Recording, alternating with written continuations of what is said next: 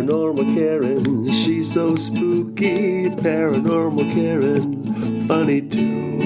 Paranormal Karen, she's so spooky. Oh, and did I mention she's funny too? Yeah, cha-cha-cha. Hey, everybody, welcome to the podcast.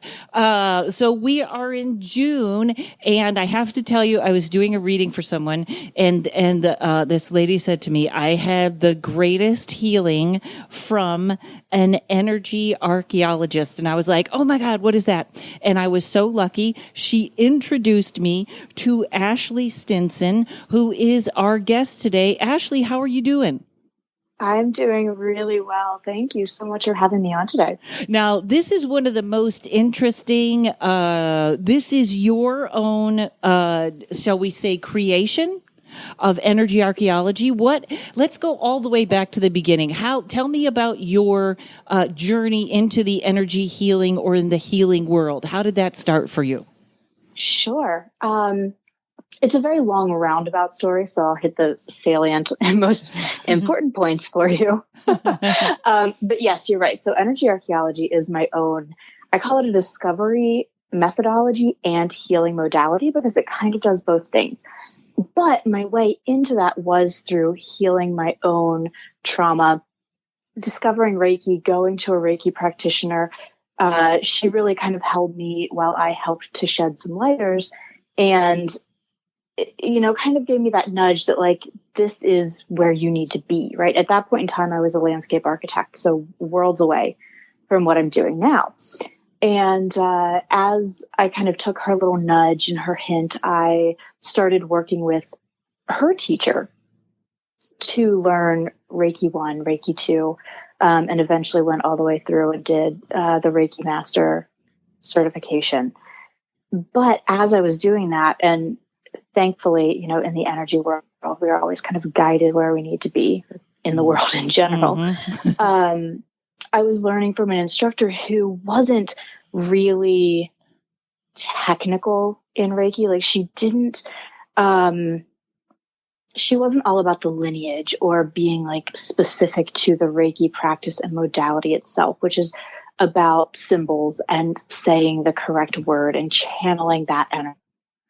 Specifically. I know exactly what you're talking about because I have like 3 friends and 3 different Reiki masters and they all do it differently. And yes, I know what you mean. The technical part of it is really, it kind of gives you really better guidelines. Yes. So as I'm working with her, I'm saying like, I'm not seeing what you're saying I should be seeing. I'm like, I'm seeing bones. I'm not seeing chakras. I'm not seeing an aura. And as I've worked and I've really honed the way I see energy, I can ask to see those things and they'll come in. But for me, I'm doing a body scan or I'm looking at someone's energy and I'm seeing really I'm seeing the energy of their skeleton, but it shows it very metaphorical. So, like sometimes the shoulder blades will show up like they're armored, or like the sternum will look like it has like a lock and key on it. Or if a bone's not showing up, like that's where there's kind of like a gap in how energy is flowing in the body. And as I was going through and working with what came to me, not what I was supposed to see, it just started kind of unfolding and unlocking that our bones have kind of this like really similar vocabulary that they're always speaking to us. Like the same bone will always have an underlying meaning of the same thing or point you in the same direction, but it's how they're showing up, how the energy is connecting through them or not connecting through that really lets me specifically unpack what's going on in someone's body versus another person's body and their energy field. That is fantastic, fascinating. And, it's interesting because I don't think of our bones as growing. And I know they do, but you know what I mean? Because they're, yes. It's almost a reminder of not just that obviously I always just say our cells carry everything. So our bones absolutely must, but that's fascinating. And also, thank God you had the sort of inner, sometimes when people tell us what we're supposed to see, it's almost hard to speak up and go, wait, that's not what I'm seeing. Was your teacher receptive to that? Like, okay, well then go with it. She was absolutely receptive to it. And that's great. She was very different in the way she went about teaching anyway, because a lot of Reiki practitioners, at least to my understanding, you go to the class, you get the certification for like having gone to the class basically and learned what you needed to learn that time. And she had a practice component. And before she would give you your certification for having completed that level, you had to go back and talk to her and tell her how you were understanding the energy, how you were working with it. And so for the first one, it was like 50 people. And then between the next level, it was 75. And for Reiki Master, it was 90. So I had done almost 200 practice sessions before I was even kind of introducing myself like as having a modality or even understanding that I had something different. And at the practice session, she was very open to exploring with me what those things were that I was seeing and what it possibly meant and helping me unpack it. Wow, that's fascinating. You know, I'm a little torn on that because you're right. What a great thing to have that many hours or to report back to someone that must really, because that's almost like a masseuse. Almost, yes. Yes. Yeah. But you know what? Because on the one hand, I don't do Reiki anymore. It used to be part of my practice. Or people could buy like half tarot, half Reiki. But that's very interesting because also how confident and together you would feel by the time you started your business. Yes. Wow. Yes. Okay. So you're being attuned or you're learning all this and you're seeing the bones. I find it interesting when you said sometimes you don't see any bones. And that's how do you interpret that? Does that have many interpretations or just one or? So with the way the bones really put their meaning forth or the way that I understand them as I'm reading them, it's like I said, like a little bit of almost like a dictionary. So each of our fingers has like a very specific frequency that they bring in, like vibrational resonance. Our ribs mean a specific thing. Our shoulder blades mean a specific thing. Like the humerus and the femur, like the big bones in the arms and the legs, they have a specific meaning. So there's a pathway that energy really follows in the skeleton, almost like Chinese meridians. But instead of like running through like organs and soft tissues and stuff, it's running in the bones. And so it's coming in the fingers on one hand. Usually your non-dominant hand and non-dominant leg are the ones that are coming in towards the core bones in the middle. And then processing, healing, all of the stuff that's going on all the time. All of that is then kind of transitioned out through the arms bless you. Through the arms in your dominant hand and leg. And so whenever there's a bone that's not showing up, usually it's kind of a breakdown in the flow in that specific place. So if I'm looking at someone's hand really close in because I realize there's like a frequency that's kind of wonky or like out of tune, and I'm noticing that there's like a bone missing in we'll say the middle finger, which is the finger for like power, personal power. And it's like the second bone down in the finger. There's a mental block in how personal power like is flowing into you. Like there's something basically in your mental plane or in your mental field that you're not receiving or you're not giving from that place. So it's like, it kind of has its own, like just embodied wisdom that somehow claircognizantly is transmitted to me and I understand it. Now, did you, okay, so you were a landscape architect, which first of all, I just have to hit that for 1 second because that fascinates me, especially right now. I feel like, and I may have your job completely wrong, but I feel like we are all having such a call back to nature right now. Now, was that mostly an engineer, like kind of an architect job, or did you have to know about the plants or what plants worked where or stuff like that? Like is that a question? Did I, you know what I mean? No, yeah, it was a mix of both, really. So it was understanding design and geometry and like color theory and texture theory as a way to like how a space appears and feels, and understanding whenever you're building things in the built landscape, like in the urban landscape or even in the rural landscape, how that can impact how someone moves through a space. So like how high a curb is or how high a wall is will impact how someone uses the space that they're in. So it was understanding all of that, and then also knowing soils and climate and what would go where and what was, drought tolerant and what was native and what was really tolerant to urban pollution or, whatever the environment was that we were working in. Holy cow, fascinating. Let me make a prediction for you. All of that you learned is not, I think that plant stuff is going to be coming back in the next 10 years. And man, that's just fascinating. But, well, I'm going to skip by that because I could talk to you about that forever, but still fascinating. And Mother Earth stuff. You're still talking about plants and stuff and making the world beautiful, two things that I love. So when you talk about all these, like, when you learned that, like about the middle finger, was there another extensive amount of learning, or literally this is like you were like, I know that instinctively and sort of you put it together? That was an instinctual thing. And like I said, I almost don't know where it comes from. It's just like it kind of bubbles up from within. It's like I just have this knowing. And at one point in time, whenever I was starting to unpack all of it and understand what it was, I said to a friend of mine who is a psychic and intuitive professional also, I was like, I feel like this is my next 20 years work. And she goes, I'm going to stop you right there because it's not. She's like, you know everything you need to know. You just need to put it out into the world.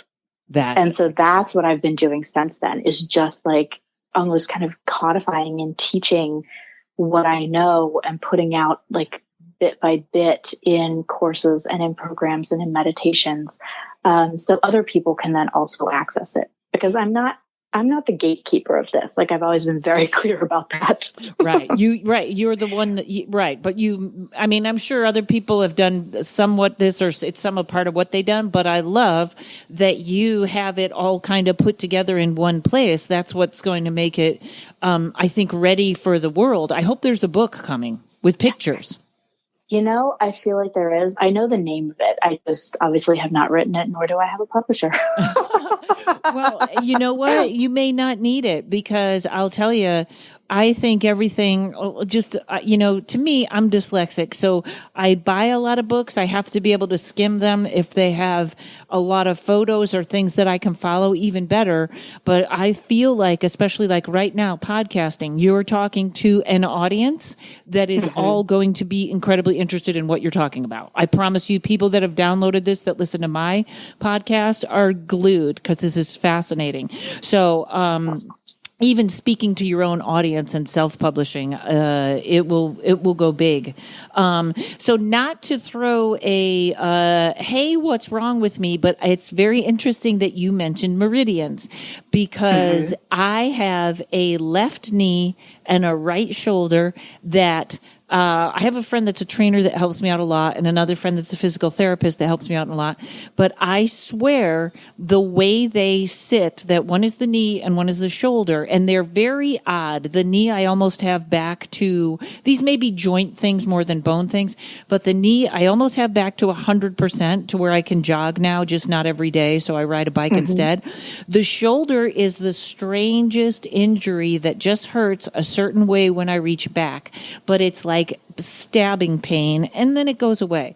But I have always thought, and because they're sort of more technical people than intuitive, is I feel like this is a line of energy, like a meridian, because correct me if I'm wrong from my Reiki, doesn't one line of energy go up your left leg, crosses over at the hip, and goes up the right? Or am I wrong on that?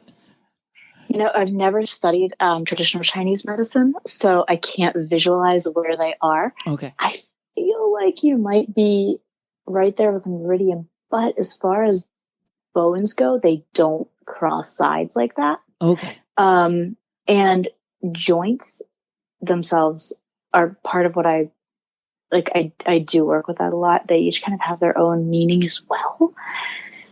So, and you know what too? And hold that thought for a second. We're gonna come back to that. We're gonna take a break in a second and come back to that. But before we even get to that, just a weird, like, I guess this is our cliffhanger teaser.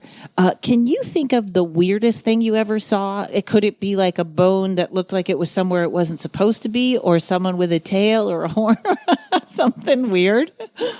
I have seen lots of weird things, and I pretty much tell people that I'm kind of open to basically anything, because I believe that even if we don't believe in it, it believes in us, if you know what I mean. Right. I love that.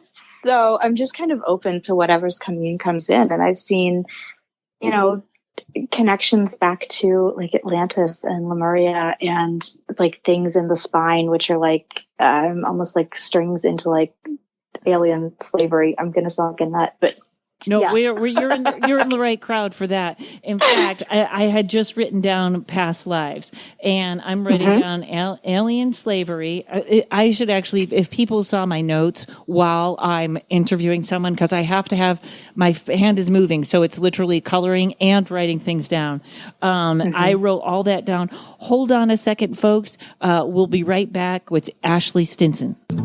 Hey everybody, it's me doing an ad for me. That's right, I keep forgetting to say this at the end, so I had to take out an ad on my own podcast. First of all, thanks for listening, and I love all your feedback. If you have a comment or a story or just want to say hi, email me at karenrontowski@gmail.com.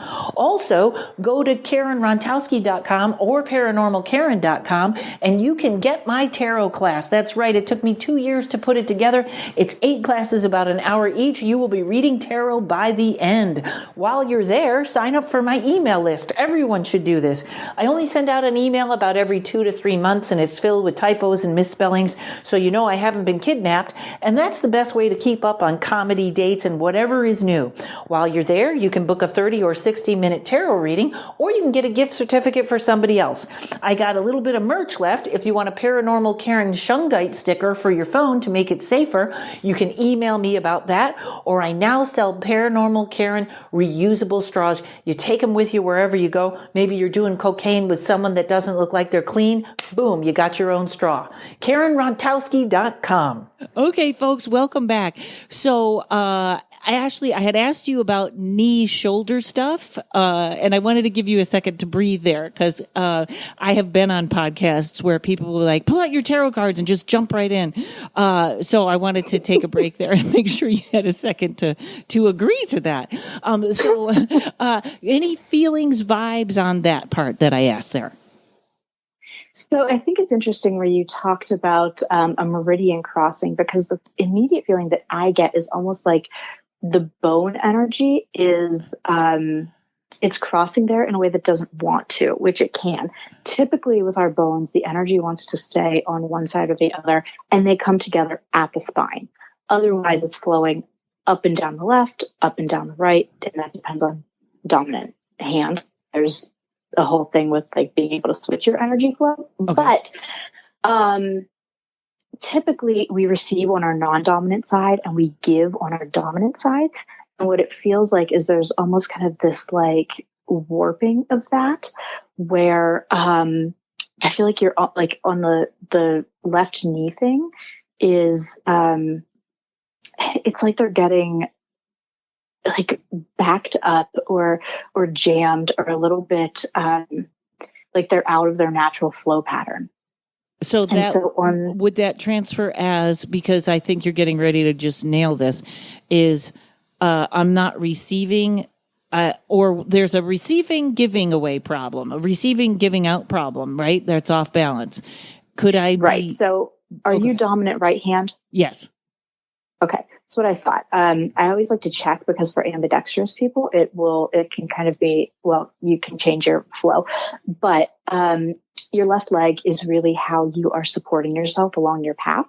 And whenever there's something going on in the knee, it's because at some point in time, either someone or yourself, just adhering to like societal stuff, you've kind of taken yourself out of what it means to be on your own path and receive support for that. Okay. And then on the right arm, that would be like your giving arm, how you give your gifts to the world. And your shoulder, specifically if you're like reaching back, which is kind of an interesting, like I said, I feel like they're twisted. So that's probably why it's showing up whenever you're reaching back. Yeah, and there is a little twist. I have to like twist my arm and reach back. That whole right arm, it's very interesting because everyone tells me I give too much away. And that whole tricep right arm does something very strange. So I thought it was funny that you were talking about giving there. Yeah, it feels like it's funny because it feels like it comes from like a very like heart-centered place of like giving away, right? Like you give because you feel like you can and you have the energy to do it. But I'm really curious if maybe like there just aren't enough like structural supportive things that allow you to keep giving at that rate and capacity. Oh, interesting. Yeah. Self-care would be my worst thing. I'm not good with self-care or supporting myself probably. Mm-hmm. But that's pretty fascinating right there off the bat. I know it's kind of funny because in this quarantine, which we're in now, which hopefully we're out by the time this podcast comes out, it feels like because I give energy when I do my readings, and then at night when I do my comedy, I get it back. And it feels very imbalanced to where I had to block off a week and take a week off from readings because I had to reset, which is interesting because the knee was healed and then it sort of seems to have come back. So that's a great thank you. That's already helpful right there. So if I was to call you for a reading, would I not tell you would scan my body? I don't have to be there, right? It's on the phone, correct? No, it's over Zoom. Oh, Zoom. Great. It doesn't have to be. I don't actually have to see the person face to face that I'm talking to. That just gives a lot of comfort, I think, to the person who's working with me. Right? Like it can feel somewhat, I won't say invasive, but it's like opening up like the skeletons in your closet, quite literally, because I'm going to be reflecting back to you a lot of things that you have been suppressing from yourself. Is typically how it works. Wow. So this could be in a good way, in a healing way, a little traumatic. Oof. So I will call it intense. Okay. In a healing way. Typically a lot of emotion will flow through because it is like sitting down in front of a mirror, and I'm, whenever your bones are showing themselves to me, they're not showing me like, these are things I've shied away from. This is something here. Like, it's just kind of like in black and white. Like if somebody would hand you a printout and I'm reading down the printout and saying, oh, I see that this is here. I see that this is connected to that. It looks like there's a right knee thing connected to your inner child because there's a line of energy flowing from, here to here, where you feel like, somebody hasn't supported you in moving forward in a way that's in alignment with you. I'm going to be asking questions and really also at the same time, removing blocks, restoring energy flow, allowing things to come back to like their natural state of centeredness. And usually what happens, I do it with my eyes closed because I see like basically a hologram of your bones in front of me. And usually what will happen is I will open my eyes and, the person will be like crying, like the catharsis, the like release of being seen at that level and saying like, somebody else sees what I feel. Somebody else sees what I haven't been able to put a voice to.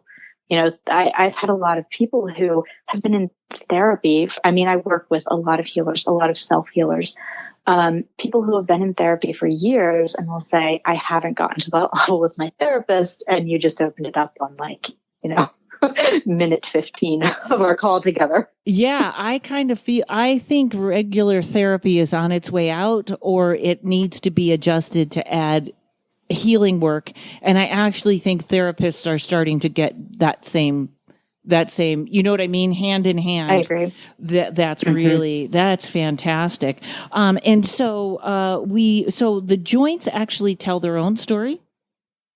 They do. So the joints are what I call the air element. So everyone thinks the bones are, your audience is getting a whole download here of, of my work. Everyone thinks the bones are very earthy and like they're just earth element. And whenever you look at like what kind of guides them in astrology, it's always earth element. But they resonate with the archetypes of all of the elements. And so the bones that are really doing a lot of the flowing in and out. So like the arms, the legs, the feet, the hands, a lot of the bones in the skull are water. And then they will come to a bone that resonates with earth. And that's where we have a lot of like ancestral trauma, multidimensional stuff, past life stuff, like stuff that is really, really deep, like those things that take a lot of unpacking, a lot of healing. Those are the things that it's like, it takes time, but what I call the compost that comes out of it, like the energy healing that comes out of it, is incredibly nutritive for your own growth, for your own path forward. And then there are fire bones, which do like the transmuting. So stuff that comes in through the water bones, through the flow of your own energy, that's like is usable, but not in the form that it's in. Like we can transmute that in the skeleton if we don't get in the way of it. But the joints are the air element. And so that's the logical piece. Like that's where the mind can really start to impede like the natural flow in the skeleton. And the way I see it is it looks like this huge algorithm, like this equation basically is sitting at every single joint, and it's like a checkpoint. So energy is flowing through, and these algorithms or equations are kind of always checking back in with like your core energetic resonance, your path, your alignment. And they're saying like, is it aligned or not? It's like a bunch of like yes or no's, like 0 or 1 binary stuff. And the stuff that's not, if your brain is not attached to it, automatically goes. It will just filter right the heck out. But if you have something like really specifically that you're like attached to, and I'll just use career path as an example. If you're really attached to the idea of being like a doctor, but you're meant to be a healer in another capacity, but you keep forcing through like, I'm going to be a doctor, I'm going to be a doctor, I'm going to go to med school, I'm going to do this thing. And you're like ignoring all of these other energetic like things that are coming in to help like correct you into the way you're meant to be a healer. Right. And use your gifts in this lifetime. That's when you end up with a lot of joint issues. Like people that have been overriding that for like their lifetime, basically, there will always be arthritis showing up. Wow, that's interesting. Now I'm curious. I'm going to have to get a reading because now I'm curious if it's my joints or my bones.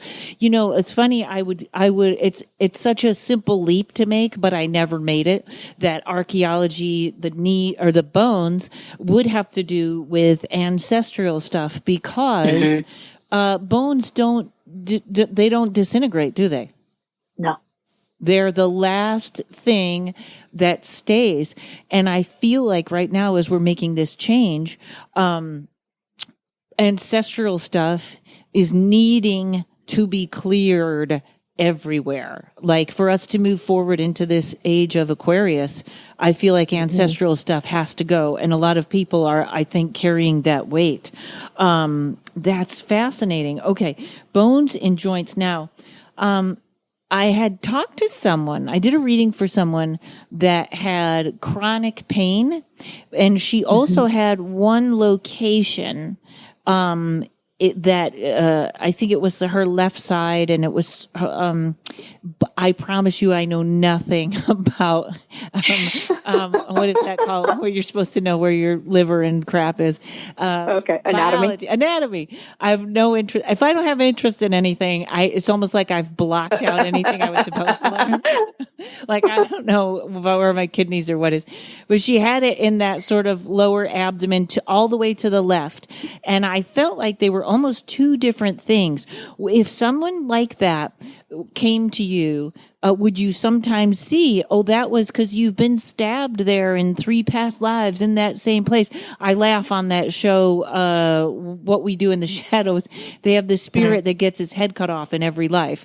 So do you see stuff like that where you can alleviate that? Yes. I don't see it like it shows up on the body. What it will look like to me, especially if someone comes, and honestly, this is the way most sessions start, is people will say, I have this pain here, right? Because that's where they want to start looking at their physical body. Right. So it's like, I guess the best way to describe it would be whenever there are multidimensional things or past life things, which are the same thing, showing up, it's like a pin cushion.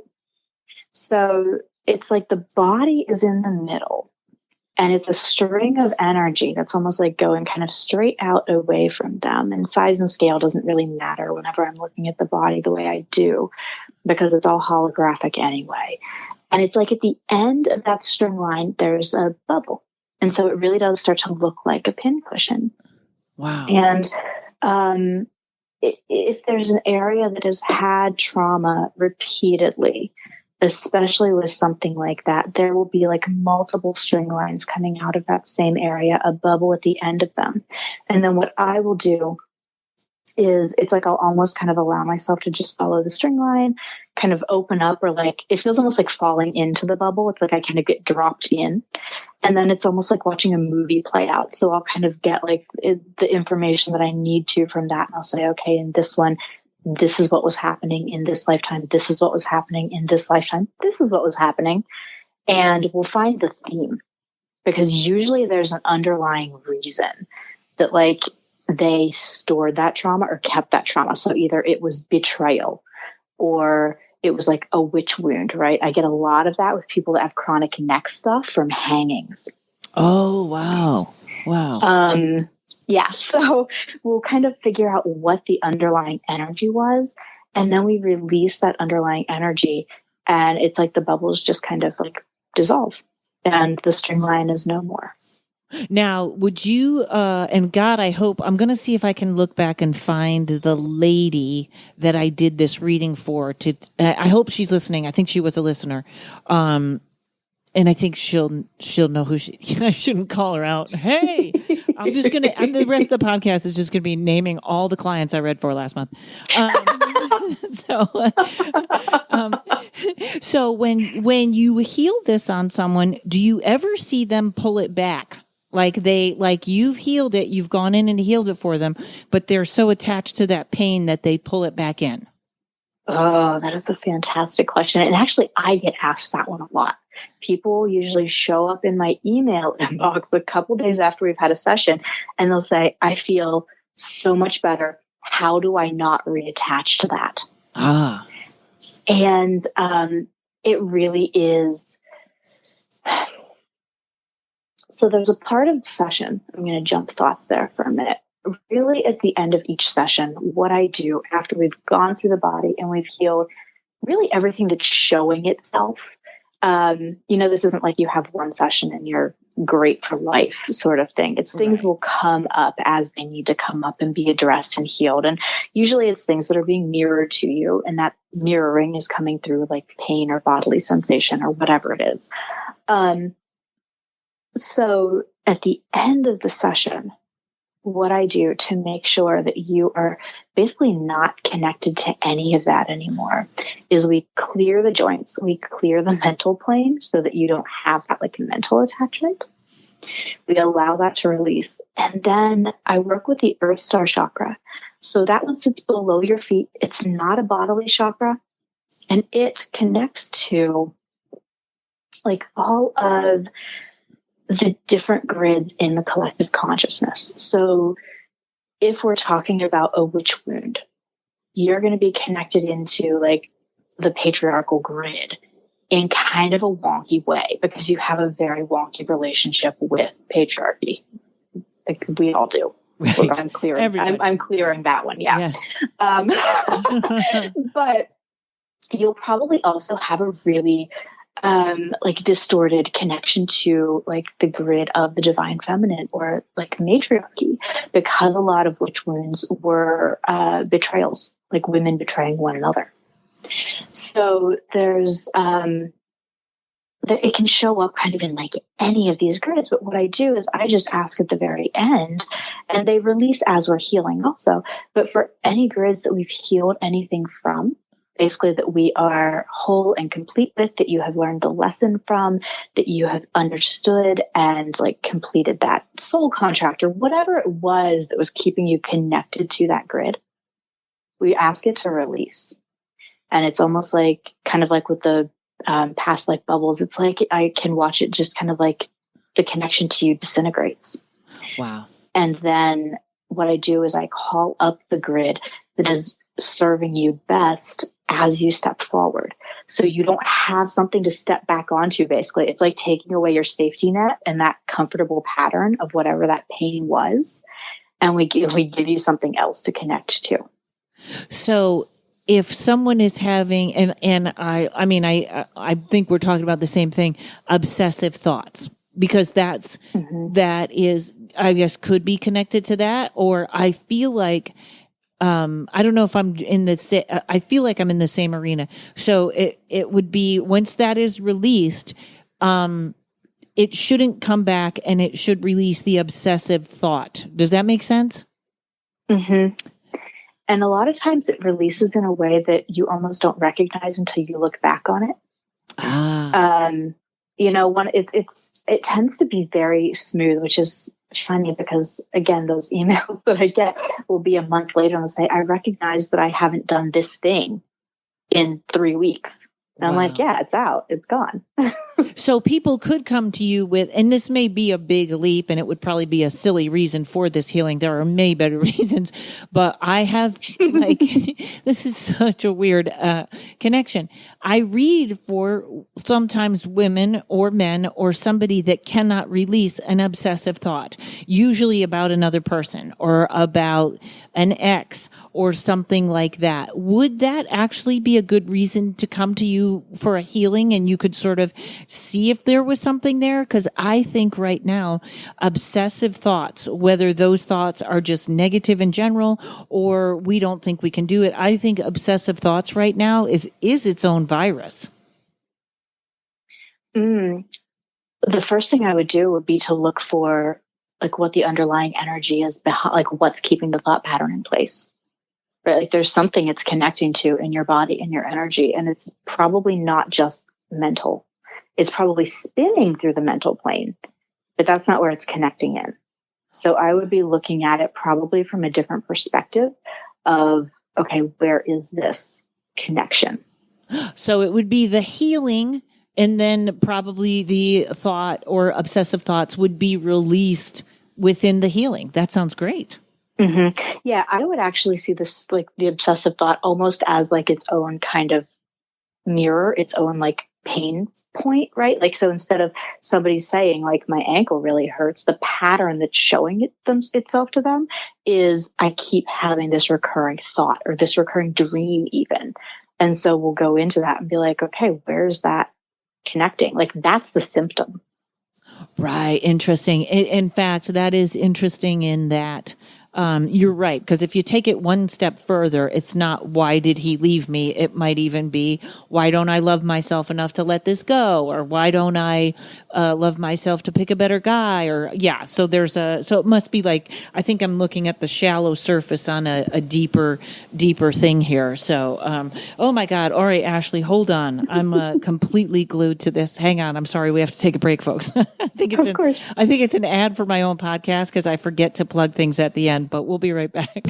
Psychic medium and buddy of mine, Terry Huberman, is with me today. Terry, you've given me so many great readings and healings, and now you've got everything together in one package. Tell me about that. I sure do. So this package has energy healings, readings, and coaching. Coaching, that's the best. And people, they buy the package. You give them coaching once a week? Yeah, so we meet online once a week, and in between, there's support as well. And who would this be for? This is really for folks who are in indecision, needing to get into their intuition because they're blocked or stuck. They need to move forward. And so we explore what the root causes of the problems are. And helps them get out of their own way. Yeah, absolutely. Terrific. And what can they expect from this? Sure. So moving from anxiousness to confidence, accessing their freedom, joy, and security, and really being in alignment with themselves so they have that clear direction, so they know, aha, this is what I need to do next to reach my goals. So now there's something that's free so people can talk to you and see if this is for them. Yeah, absolutely. On my website, terryhuberman.com, there is a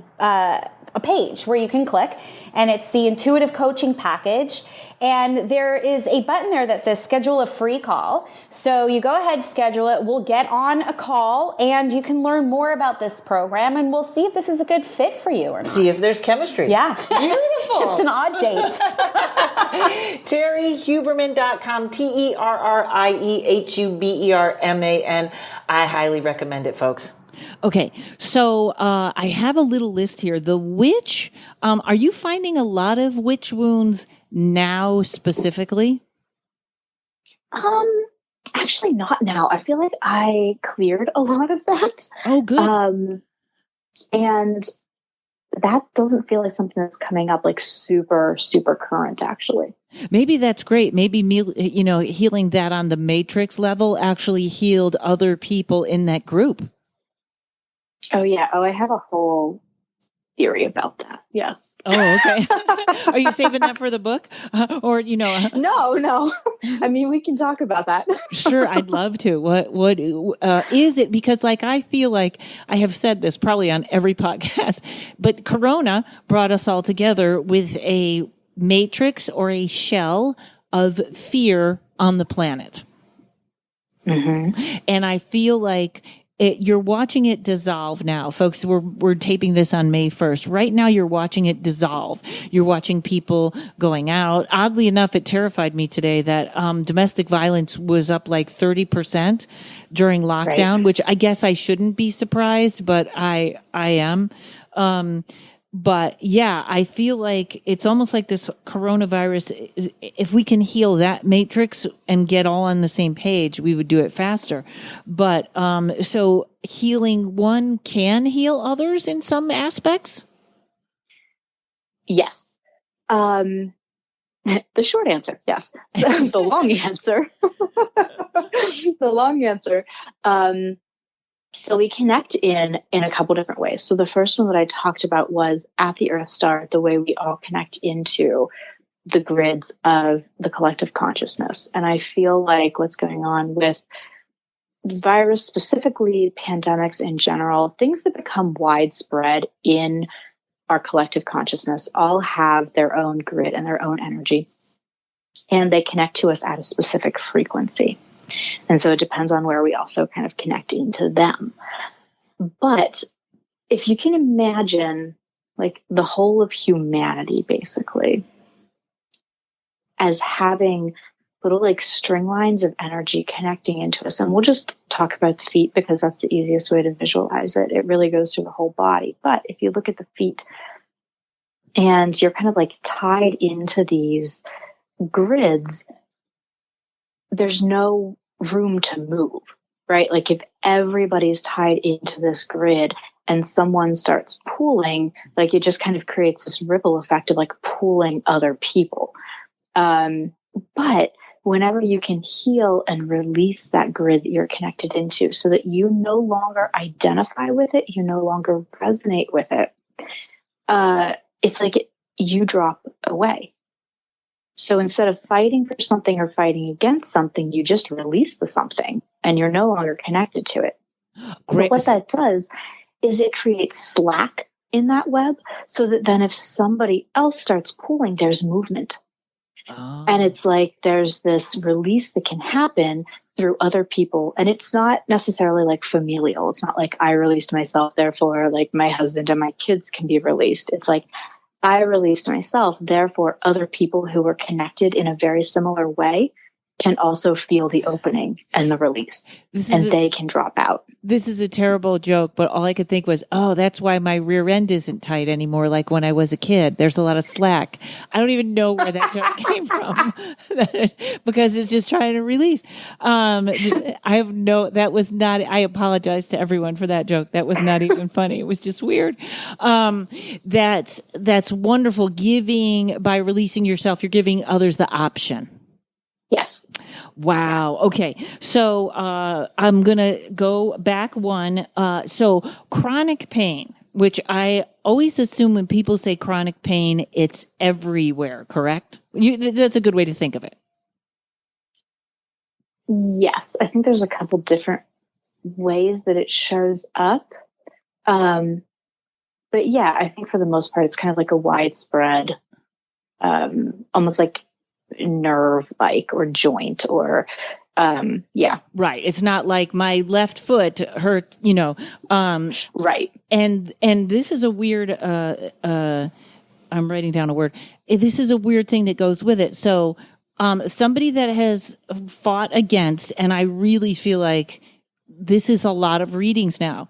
I'm not happy in my job. And almost always their cards will come up that will say, all right, we're going to talk about this, but I promise you, this is something you wanted to do when you were a little kid. And someone said, you're not going to make a lot of money at this. Or obviously there's a card combination where I can see this, or you started down this road, or it's a job. I'm getting a lot of people that are going to be going into fields that I don't even have the words for them yet, which is almost like what you did. Your energy archaeology, this is great. Yeah. So I hope everyone at the very least is inspired that she heard it, she moved into it, and there it is. Let's just applause. That's the advanced soul right there. I can't even say it because I know how trapped people are in that. So sometimes I'll be like, okay, these are going to be the elements of what you do, but it's in the future. A lot of it also having to do with healing and medical.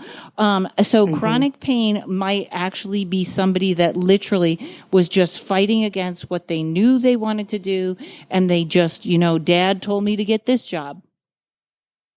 Mm-hmm. I mean, it can be. It's more complicated. It can definitely be like someone who has basically been, we'll call it programmed for lack of a better word, to completely distrust any gut instinct, any like embodied instinct, anything like that, in favor of someone else's wisdom. Like it's kind of that feeling of like, I can't even be in my body. Right, because that would make sense to me in the way that sometimes chronic pain or a pain that is the whole body, like that seems like there's a message screaming to come out. Not, of course, I'm no better knee, shoulder, not like one is better than the other, but it seems like that. I think my brain can't quite compute that. Now, would that also say, somebody was telling me that her boyfriend had 3 motorcycle accidents, like really bad ones, not like knocked over the kickstand. And I was like, how does that get to 3? How at 2 do you not know not to get on that bike? So do you ever have people that come to you with repetitive accidents like that the message is still there, even though it's just kind of formulated a different way? So I think messages will get through to us however we need to hear them.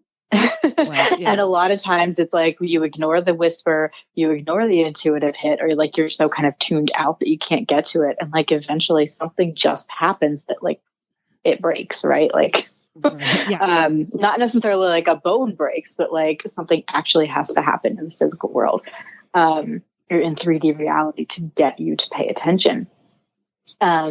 And yeah, that's kind of like the idea, actually the same pattern, that same idea of repetitive thoughts, obsessive thoughts. It's gonna come through. And what I'm going to look at is be like, okay, so what, what is that underlying thing? Like, why do you keep getting back on that bike? What do you think that's bringing you? Right. Interesting. I'm sure a lot of people come to you that can't sleep. Does that seem to surround around one particular issue, or everybody might have a different issue that seems to come out with, I can't sleep? Usually what I see come forward with people who can't sleep, and I'm not going to say this is 100% of the time because it is very personal, but the pattern that I see with that is something is trying to come up from the subconscious that they're afraid to see or hear or recognize. Interesting. When I do my tarot readings, I work 4 days, and usually on those 4 days, I'll have anywhere from 3 to 6 readings, and I sleep like the dead. Like, I don't know that, like, I know that's so draining, but I find that interesting because I think somewhere in there, I don't know, that I'm either accessing my subconscious, or maybe that's what readings are, is the collective consciousness. Like, I know what's happening because I'm tapping into that. But that is the one time on the days where I'm off, I have a fear I'm not going to sleep. And I'm not really a bad, sleeper, but this is actually an odd, I don't know if this could be menopause, but I wake up every night between 3 and 4. No problem, go back to sleep. But I find it very odd. I don't believe that's the witching hour. Some people like to say, well, that's the witching hour. Something's haunting you. I don't quite go with that theory. I'm also a paranormal investigator. I feel like that's the hour that most things are the quietest. So if people are hearing spirits or something, that's it. A lot of people think it's been like conflated. Right. And it's also because they think, because Jesus supposedly was crucified or died at 3:33 in the PM, so they think the devil hour is 3:33 in the AM, which I think is one of those theories that we've sort of developed and turned into. But I do notice it is odd. I'm always waking up around that same time. So sleep could be different. But great. That's subconscious. That's so interesting. That's perfect. What comes up for me is, again, back to traditional Chinese medicine. I'm going to study this more one of these days. I know I will, just as like a hobby and curiosity. But there's like an organ clock in traditional Chinese medicine. And I want to say between 3 and 5 a.m. is like lungs. Which is grief. Yeah. Oh, I got a big problem with that. Which I don't even know. This is so weird. There are many, many times where, I didn't know there was a Chinese organ clock. That's amazing. I feel a pushing on my lungs. I feel a pushing on my chest, or a heaviness that isn't like an illness. And it's actually through the last 3 years, it's sort of lightened up, but that would make perfect sense. And I don't even really know what that grief is. I guess I have to come see you. So, well, it may not be yours. Oh, okay. Is part of it. We can carry emotions for the collective. If you're, doing as many tarot readings as you say you are, like, you may also be picking up and clearing some of that for clients who can't, which, is always like a dangerous game to start playing. Right. I try and keep up with all my clearing, but that's very interesting.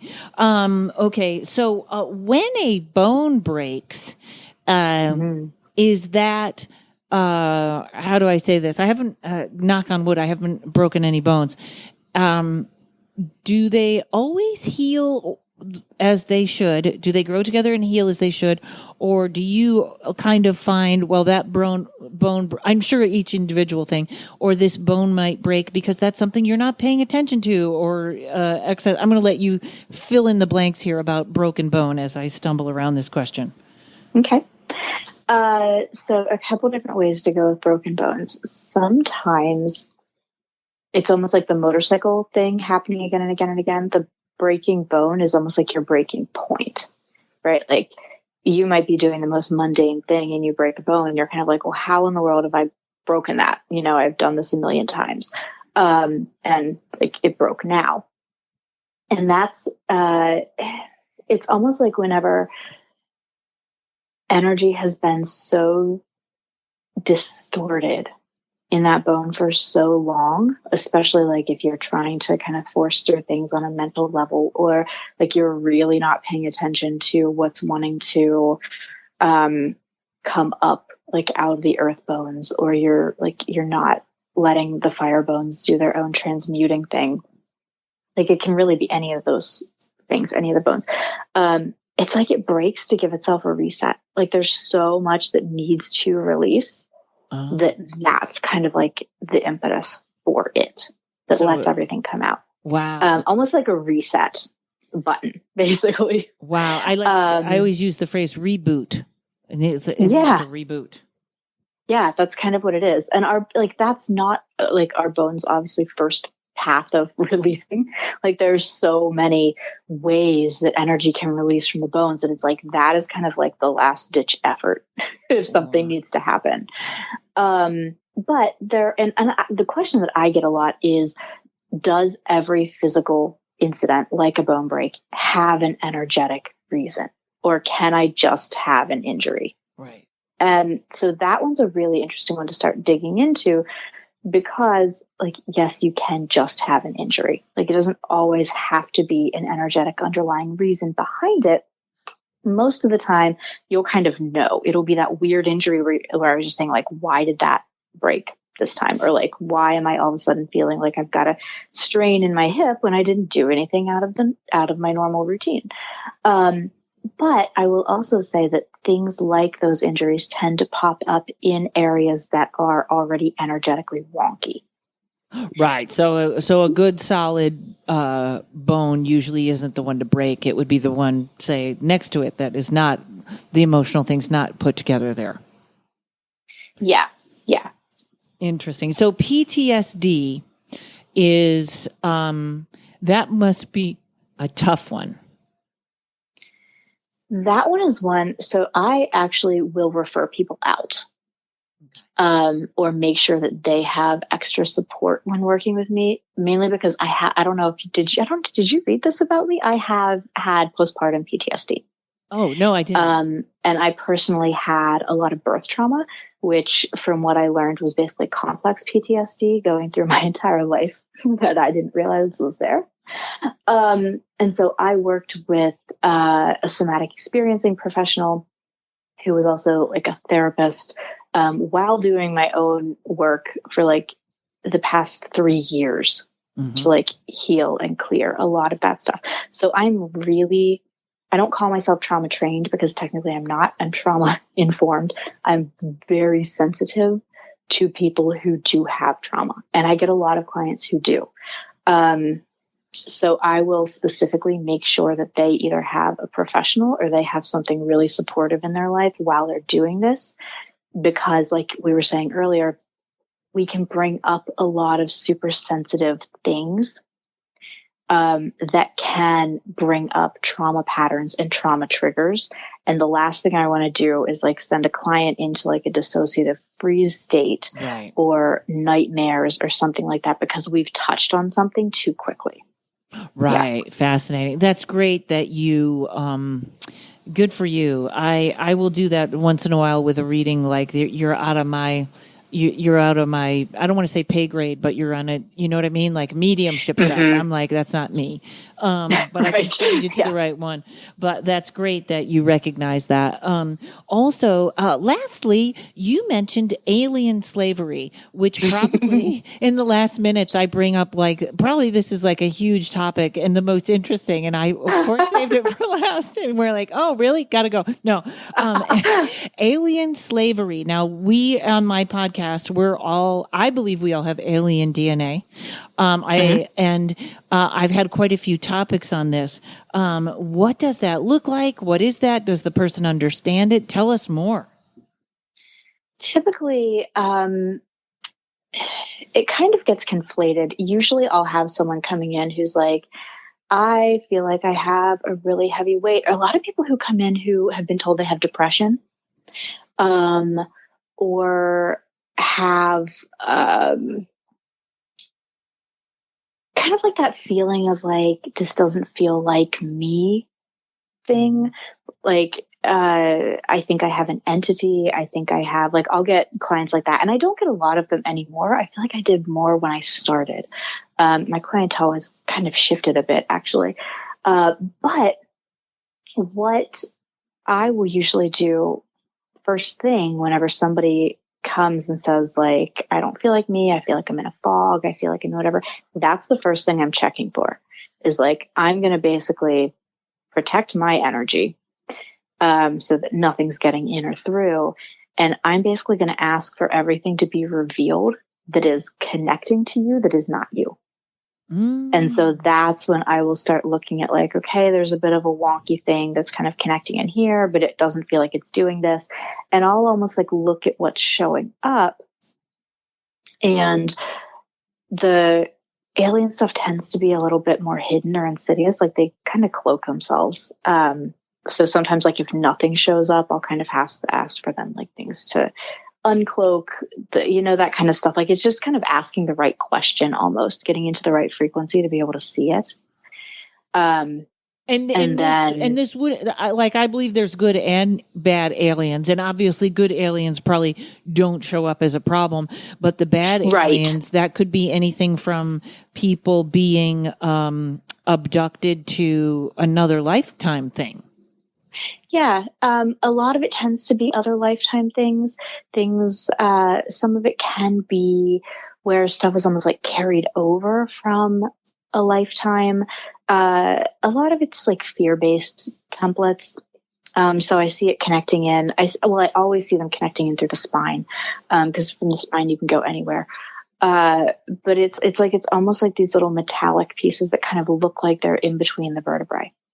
And so it's like, you can't, like, it's not going to be basically enough that's going to give you like back pain or something. Like, it's not that much of an energetic disruption, but it's almost like this little thing where it can kind of come in and then just like basically feed off of energy. I've seen where it comes in that way, and it will like completely cloak the solar plexus chakra. So it's like, you don't have that sense of I am. Like, you don't ever fully kind of come into your own power. And usually it tends to happen with people who have like really important things to do this lifetime, Wow. Like things that kind of need to be kept dimmed or whatever, because like they're basically like super high vibrational, like light bringers. Wow. Fascinating. So do you ever, so you just remove that? You don't, this is a weird question, but this will be my last, because I could talk to you all day. Has anything ever threatened you? Somebody that did have an entity and something came at you or was like, don't do that? Oh, yeah. Oh, they get angry. Yeah.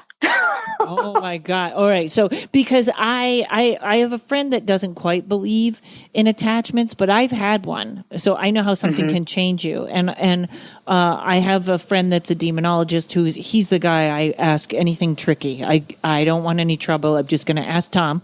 But yeah, I did have once when I was doing Reiki on someone, and it was funny because she was blonde, and she was on the table, and before I even started, something came at me with like a finger pointed at me, like, you better be careful.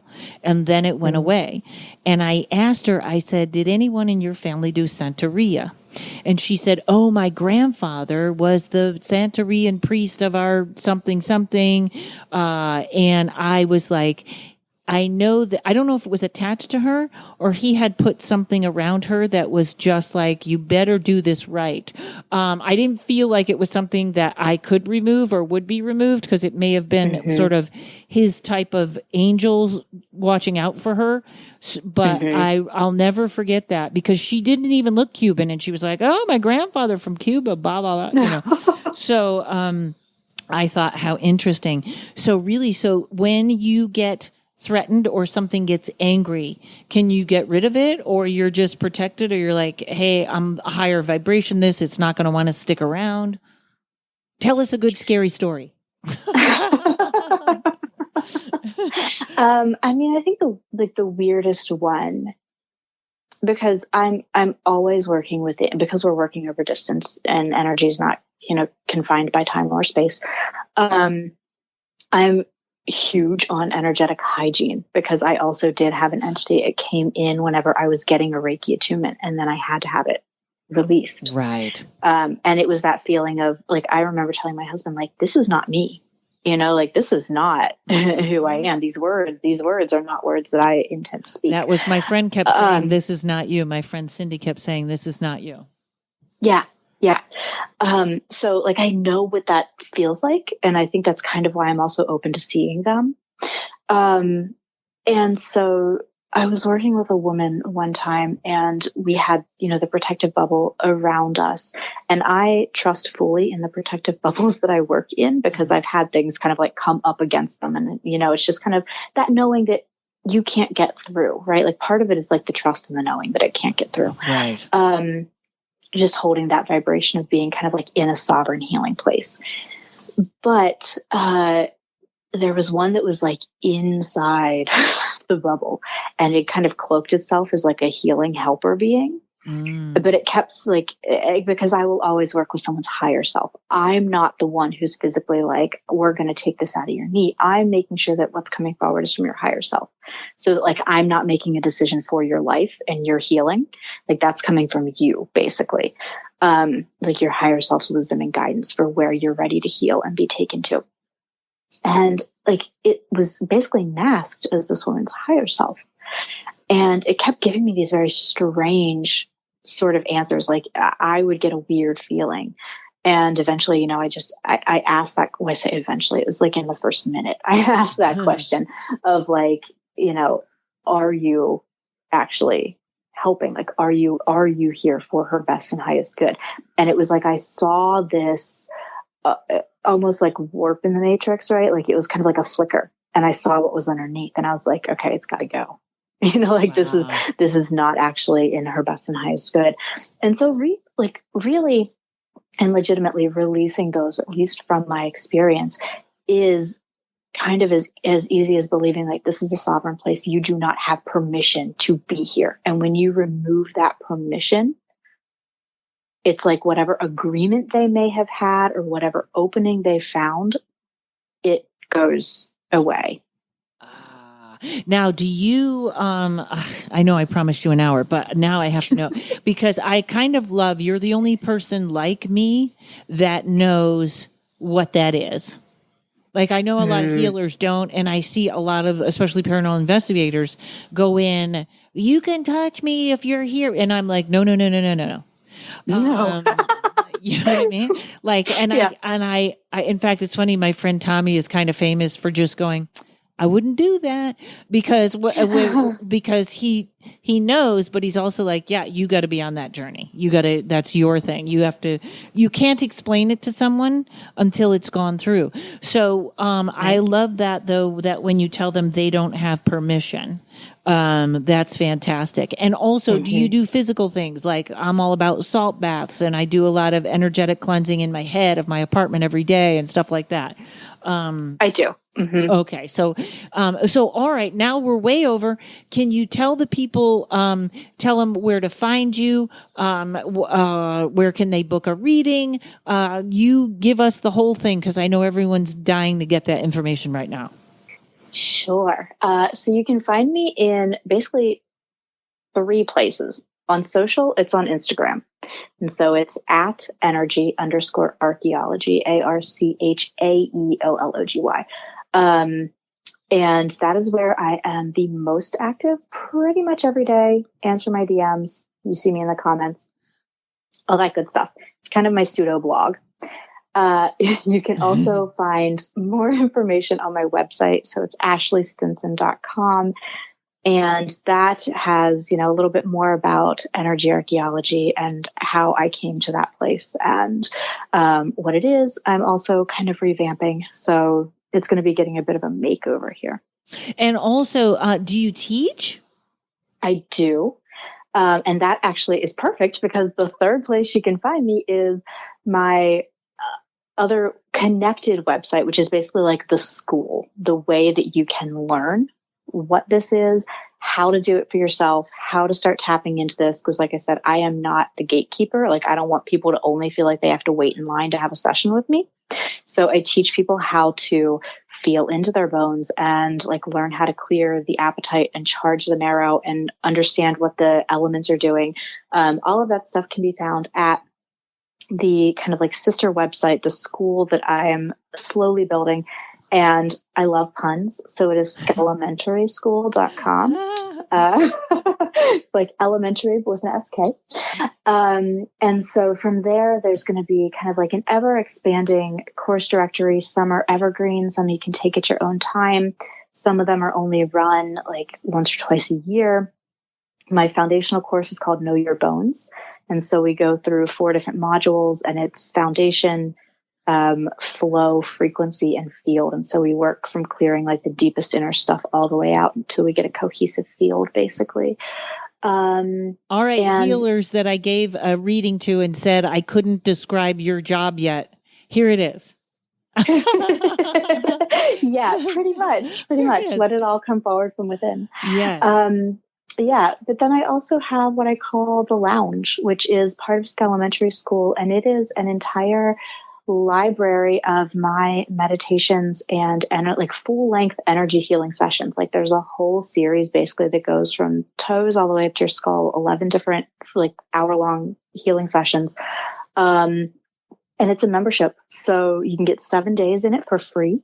There's a little button at the top of my website. It's gold. You click on it. You can start your free trial and just kind of feel what it feels like to have, a healing at the bone level or to meditate with them.